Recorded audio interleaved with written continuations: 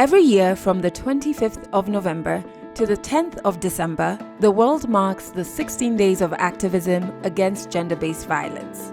This year marks 30 years since the iconic Beijing conference, where women around the world came together to fight for their liberation, dignity, and safety. Here at Legally Clueless, we've teamed up with UN Women to spotlight African changemakers from across the continent and across generations who are doing their part to end gender-based and sexual violence. And in this episode, we meet Professor Ambassador Maria Nzomo, the first Kenyan lady to get a PhD in political science and has for decades fought for women's rights. My name is Maria Nzomo. I'm a professor of the university, specifically at the University of Nairobi, Kenya. I have served this country, Kenya, as an ambassador for 6 years.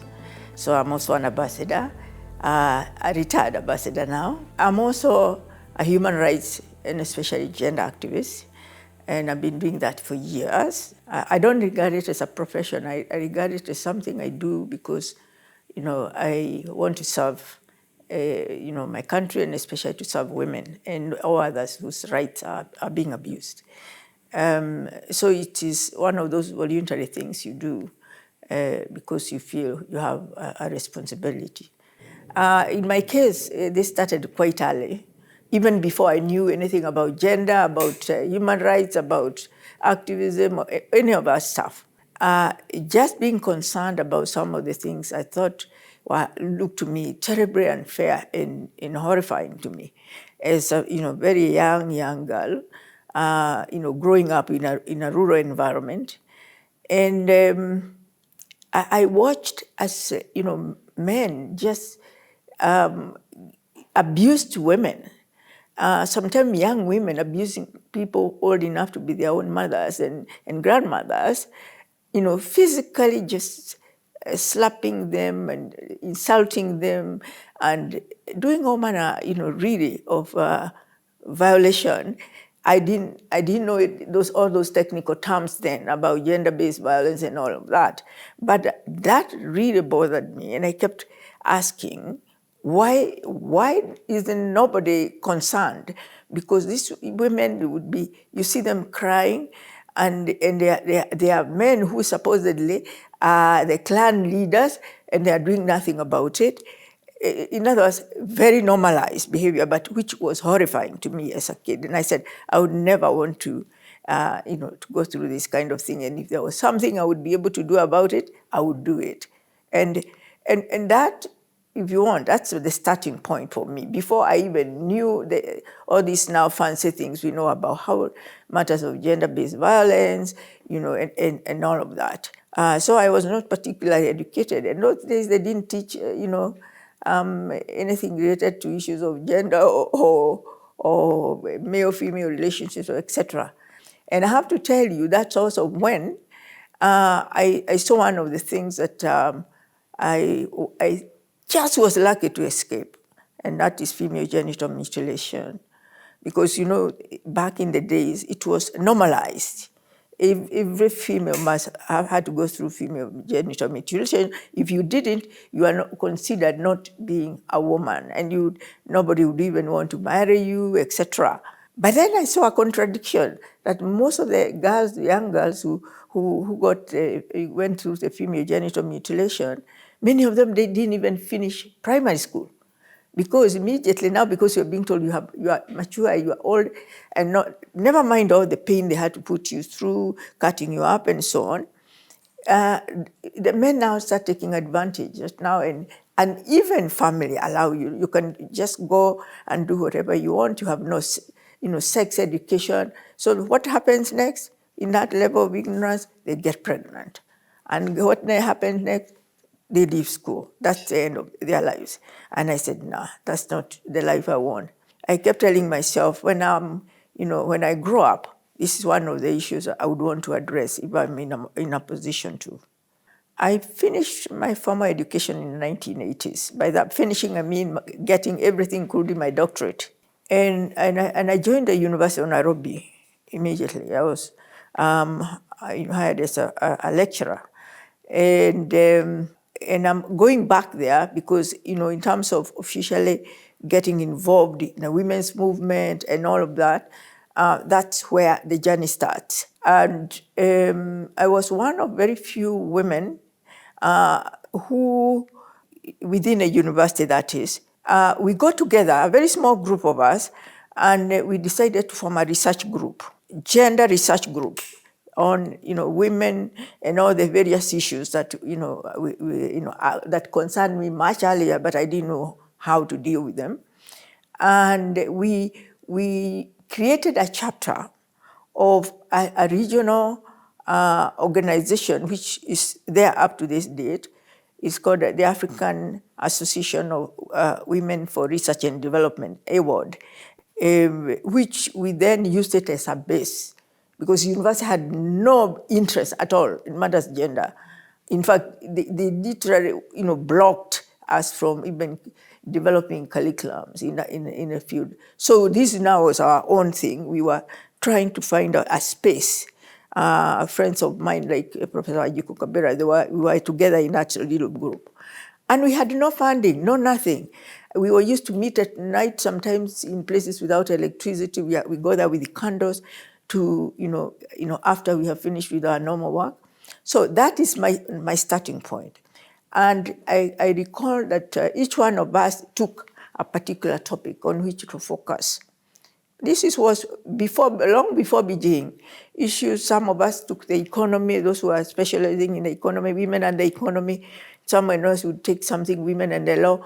And because of my background, I took as my area of specialization in terms of research of women in governance and especially in politics and decision-making, public decision-making.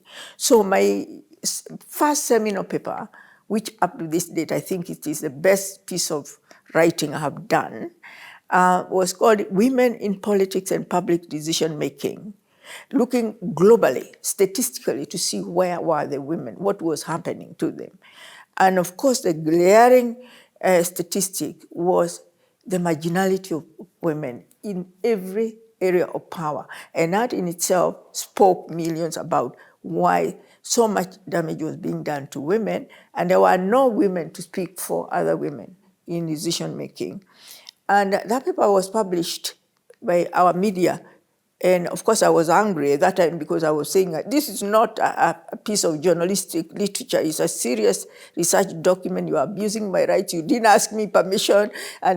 But it turned everything around. This was now towards the end of the 80s, starting to the 90s. That's actually how I got into the public space. I was pushed in by the media because now I had to defend my rights and to explain what I meant in that paper. A 30-page paper, well-researched paper. And that is one piece of writing, like I say, I'm really, really proud of. And having started there, even before that decade ended, you recall that the United Nations had created a decade just for women from 1975 to 1985. And that was the very first initiative by the UN to force the world to think about women. So we were also writing on that, our research group, that there was a UN decade, dedicated to women, and we should also input into that process. And so therefore, 1985 decade conference to close the decade, which had started in 1975 to 76, guess what? The World Conference was held at my University of Nairobi. In fact, there were two conferences back to back. There was what they were calling the formal conference for governments and heads of states and government, which was held at KICC. And it was called a forum, a global forum, with women activists, scholars, those people who are not government. About 5,000 women congregated at our university. In fact, we had to close down the entire main campus and donate to them for, and that whole compound, which used to be called the Great Court. And guess what? I was right in the thick of it. Free conference, I didn't have to pay anything. And I just was absorbing all this information like a sponge. And I was just saying, thank you, God. You don't have to go very far now to get to understand that there's something very wrong in this world. It's not just here in Kenya, but it's elsewhere. And so I picked a lot of information then, and that's what drove me even further to be convinced that we needed to do something. And that something is what started this, even before Beijing. Beijing now came. It was actually, Beijing was the fourth conference. It building on the UN decade conferences, which were 3, and that's why it was being called the fourth conference, the Beijing Conference of 1995. The 1985 conference, to close the UN decade, is the one that came up with what they call the forward-looking strategies for addressing the issues of concern for women, and which were put in 3 pillars: peace pillar, equality pillar, and the development pillar. And I think it is from that Beijing now operationalized those 3 pillars into what we saw as the outcome coming out of Beijing. So everybody was looking forward to Beijing to be that space now where we are going to force government, because this conference was essentially for governments and heads of states and government. And I remember the US was represented by Hillary Clinton, who was then, she was Secretary of State or something at that time. And she really made a very important statement that women's rights are human rights, and gender-based violence was also put as one of those areas of abuse of human rights. It cannot be normalized in any way. So there was a lot of excitement and hope that things were going to get better. And the world was now much more aware than it was before because of those other earlier meetings. And the Kenyan delegation going to Beijing was quite big. And it was led by a woman. It was then the only woman minister in government at that time, Nyiva Mwendwa. But there were 2, of course, delegations, the government one and then the parallel one, the informal one, which is all the NGOs and their representatives, et cetera, et cetera. And of course, Beijing is the one which seems most people have caught up with and they talk about. But like I said, this background is very, very crucial because Beijing did not just pop up from nowhere. But what Beijing did is actually to broaden and to, even amplify some of the key issues that had not been amplified, like gender-based violence. That's when it really came out very prominently, including the how of dealing with it, which had also not been addressed. I think that, for me at that time, I think the major achievement is that, even in places where you don't have a space, no space is created for you, you can create one and make an issue begin to be the beginning, the seeds of change. Because from that point on, we not only continued with the research that we were doing, and as I say, for me, it transformed everything in terms of even government noticing that there is something called women in politics and public decision making, because it was taken for granted. It is not a big deal if women are not in politics. They have other things they can be doing. Governance issues are really male stuff. And they were saying, no, people cannot be making decisions on your behalf and you are sitting in the margins. You have to either be very well represented, and it is all part of gender equity and equality. That it's not just a matter of even just being present; it's also about influencing the decisions that are being made. And in a sense, the research process started there, because then we started pushing for curriculum change at the university, which there was no gender at all.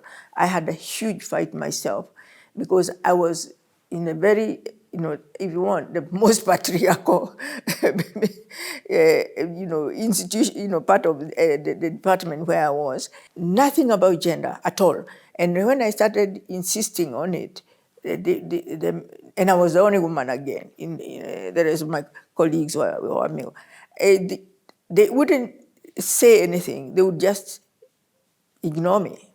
4 years, it was just pushing and pushing.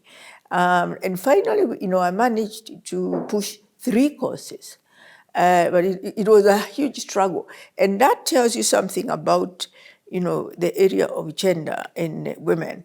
It is all enmeshed with the culture and values, which are really, really, can I say, very internalized by society. And to change them, it is like trying to go through a wall of stone. And it takes long and a lot of persistence. But the beginnings of that research is what gave us the strength to keep pushing, to keep pushing. Now we have programs. We even have a Center for African Women Studies at the University of Nairobi, which is progress. And the departments also have mainstreamed the study of women and gender issues. So it has changed something. And I was part of it, so I feel very proud about what, the little we were able to accomplish. But it was not easy work. It was very hard. If you are soft and you didn't have hard skin, you are able to have strong shock absorbers, you couldn't survive it. Because sometimes you would be isolated completely, even by people who know you and they are your friends. In 1991, and this is to do with gender-based violence directly, there was a huge, I would call it, case of, it's more than just a tragedy. It was, a huge case of human rights violation of women, gender-based, in one of the high schools in Kenya called St. Kizito. It was a mixed high school where boys and girls were in the same boarding school. And, the whole story is not important. What is important is that the boys who outnumbered women in the school attacked the girls, right? Attacked them and abused them physically, but specifically raping them. Some 71 girls, if I'm not wrong. The deputy head of that school, who was a woman, when she was asked by the media, why would you, allow this to happen? Where were you all? She said, the boys did not mean any harm. They just wanted to rape. And I said, what the hell? What world does she live in? The boys meant no harm. They just wanted to rape. Yes, obviously a lot have changed since then. I don't think she would say that now, but it just tells you just how, how deep some of these cultural values are. And for me, my reaction was immediate, because by that time I was already in the media because of all the work I was doing. So the media called me. I actually hadn't, because of the communication. Remember, there were no internet in those days. You had to wait for a newspaper the following day to read something. And they called me, and I was minding my own business. It was on a Saturday. And asked me, are you aware about this situation in St. Kizito? And I said, what am I supposed to know? So they summarized for me. And they asked me, what's your opinion? And I just said the first thing I could think of, because I was just furious. And I said, you really want to know exactly what I think and should be done? I think those concerned, we shouldn't even start talking about it, taking them to court, to be tried, given bail, then maybe if you are lucky, they are put for 2 years or 1 year and then sent free. They should be castrated so that they will never, ever do that to any other woman again. And they should feel the pain of dehumanization and mental torture that rape causes. Of course, that got me into a whole lot of trouble, because I look back and I say, I don't know whether I would be able to do that again if I had to do it now, because they said they have to put that on record. Say, I had to appear on TV. So it was a whole country knew what I had said. And The university, the men wouldn't talk to me. I should, how can I condone people being harmed? And I said, so you don't think rape is harming? And of course, even if some women thought I was too extreme, but I have no regrets even today, because it made people start thinking, and actually that became an issue, a debate about this kind of thing, should it be tolerated? An anti-rape organization was created specifically for, around the question of rape by women, led by one particular woman who, she is still, I'm very proud of her. She really fought hard, almost single-handedly to sustain that organization. And then, of course, other, women's organizations created their own sub-programs within their own institution. So my speaking out, although it was considered extremely radical, helped a great deal, I think, in raising awareness and getting people to start, debating the issue of rape and whether we should just take it lightly. It is a constant fight, because it is like a moving target. You have to keep chasing it. And it is, especially cultural matters, and they are normalized in society. It will take very many multiple strategies to really, eventually get to the root and remove all that and encourages that. So I would say continue the fight. A lot of us, the older women, we have given, already passed on the baton, but we are available for consultation. And myself, more and more, I'm saying we need intergenerational conversation, even have meetings. There has to be also a space where both male and female, meet and talk about these issues, because even men are violated. It's not just the women. The issues we are dealing with, especially now, we are lucky enough not just to have laws, but also to have, channels. Technology has created a whole new environment that, facilitates communication and makes it easier for, these kinds of dialogues to take place. And you don't get tired even if you feel like you have gone 2 steps up and you have slided another 3. You feel like you are still rotating around the same spot. You have moved. Just keep pushing. And do what you are able to do. All of us, that's all we have to do, what we are able to do. And then, at least you look back and say, I did this. And then by the time you are passing on the baton, you have something to be proud of. Yeah.